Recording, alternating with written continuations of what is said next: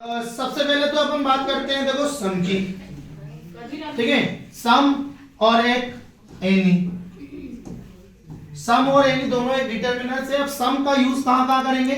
सम का यूज हम करते हैं पॉजिटिव सेंटेंस में। सबसे पहले तो ये आ जाएगा कि पॉजिटिव सेंटेंस में सम का यूज करते हैं, एक तो। दूसरा इसको क्या मानते हैं? अपवाद मानते हैं, है ना। जैसे कभी कभी सेंटेंस में क्या आ जाए? विल आ जाए, आपको वुड मिले, है ना। और यदि आपको सेंटेंस में कुड मिले तो वहां पर भी यदि किसी सेंटेंस की शुरुआत किससे हो? विल से हो, वुड से हो और कुड से हो तो क्या लगेगा? सम लगेगा। पॉजिटिव सेंटेंस में भी किसका यूज करते हैं? सम का यूज करते हैं। एक और यदि इसके अंदर आ गया, एक यदि फॉर्मल रिक्वेस्ट की बात करें, फॉर्मल रिक्वेस्ट, यदि फॉर्मल रिक्वेस्ट की बात करें तो उसमें भी किसका यूज करेंगे? सम का। और कभी कभार इंट्रोगेटिव सेंटेंस के साथ भी सम का यूज होता है कंडीशनल सेंटेंस में। पर अब बात करें अपन एनी की, तो एनी का यूज कहां करते हैं भैया? एनी का यूज करते हैं नेगेटिव सेंटेंस में। पहला तो नेगेटिव सेंटेंस में एनी का यूज करेंगे। फिर आपको इसकी बारे में बात करें अपन, नेगेटिव के बाद इंट्रोगेटिव। यदि सेंटेंस कैसा आता है? इंट्रोगेटिव आता है तो उसमें भी सेंटेंस में भी एनी का यूज करेंगे। ठीक है, इसके बाद फिर जरूरी नहीं है कि नेगेटिव सेंटेंस आए तो ही एनी का यूज करेंगे, पर कभी कभी क्या होता है मालूम आपको? कभी कभी यदि सेंटेंस में आपको क्या मिले? हार्डली,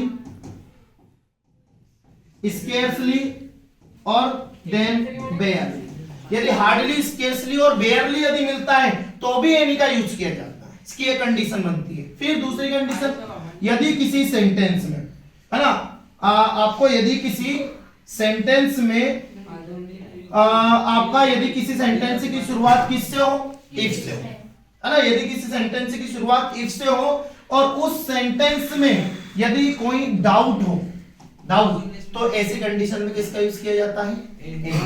ठीक है, आगे बात समझ में। पॉजिटिव सेंटेंस के साथ सम, फॉर्मल रिक्वेस्ट के साथ सम, है ना। विल, वुड और कुड से शुरू होता है सेंटेंस तो उसके साथ भी किसका यूज करते हैं? सम का। नेगेटिव सेंटेंस के साथ एनी, और नेगेटिव के साथ यदि हार्डली, किसी सेंटेंस में हार्डली, स्केर्सली, बेयरली, इन तीनों का मतलब होता है मुश्किल से।